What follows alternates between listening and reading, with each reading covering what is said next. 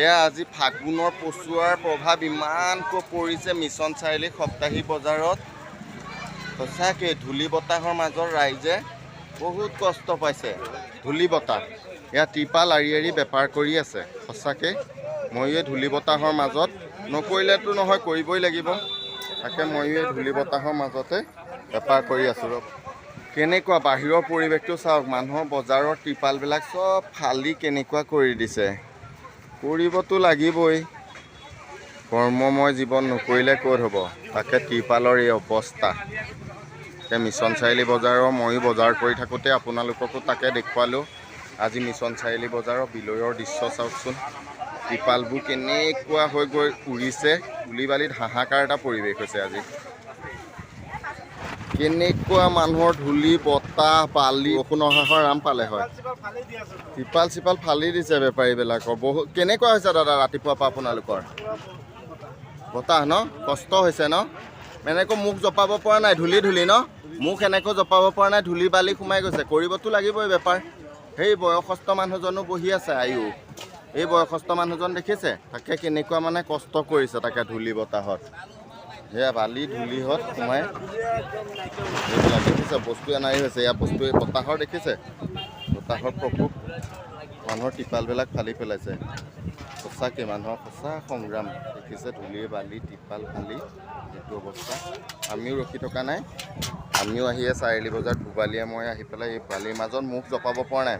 উঠবিলাক শুকাই গৈছে। এনেকৈ উঠটো চেলেকি দিলে আপোনালোকৰ মানে বালিবিলাক মুখলৈ আহে। কিন্তু কৰিব লাগিবই, কৰিব লাগিবই। দেখুৱাই যাওঁ দোকানৰো আপোনালোকৰ পৰিৱেশ দেখুৱাম আৰু মিছন চাৰিআলি বজাৰ এই পৰিৱেশ তাকে আপোনালোকক দেখুৱালোঁ। ধূলি বালি বতাহৰ মাজত সকলো কৰ্মব্যস্তত লাগি আছে। অ' খুৰাদৌ, ঘিলাধাৰী নদী হয়নে নহয়? বহুত বতাহ আজি, বতাহত ৰখি থকা নাই।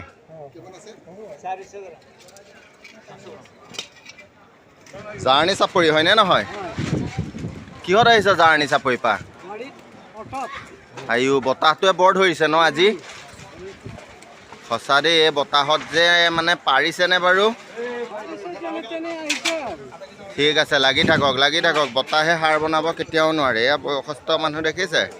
অ' জাৰ্ণি পৰা আহিছে হয়নে নহয়? হয় দিয়ক। বতাহটো কেনেকুৱা পাইছে? একেবাৰে ভাল।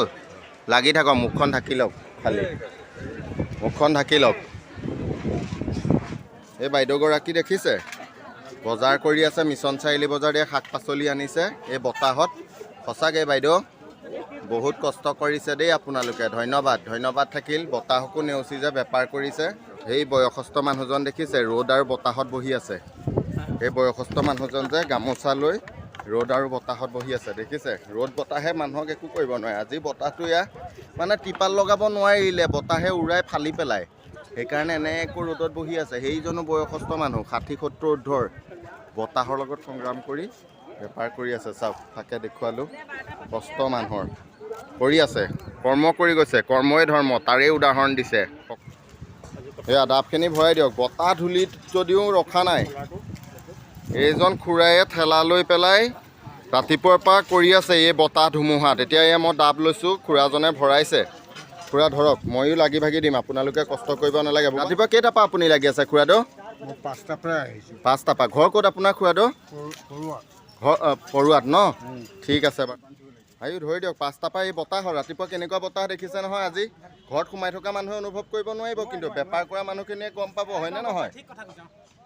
হয়নে নহয়? আমি ধূলি বালিৰ মাজত একদম কিমান কষ্টত থাকিবলগীয়া হৈছে। কিমান কষ্টত, মুখত আজি ভাত খাব পৰা নাই, ধূলি বালি সোমাইছে। হয়নে নহয়? এই ওপৰ কৰিব নোৱাৰা বতাহ দেখিছে। সেইটোৱে আমাৰ জীৱন।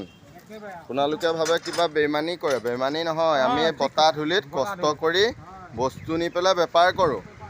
হয়নে নহয়? আমাৰ এটকা টকা বহুত তেজ পৰি থাকে। এয়া হয়নে নহয়? এয়া তাকে দেখুৱাইছোঁ। বতাহত চব উৰাই পেলাইছে, চব উৰাই পেলাইছে, ভাঙি পেলাইছে।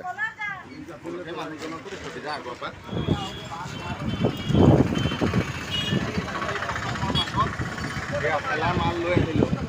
এয়া আমাৰ গাড়ী আছে, ৰ'বা। ব'লক ব'লক, গাড়ী আছে, গাড়ী আছে, ৰ'ব। এয়া ধূলি বতাহৰ মাজত এয়া ঠেলাত মাল লৈ পেলাই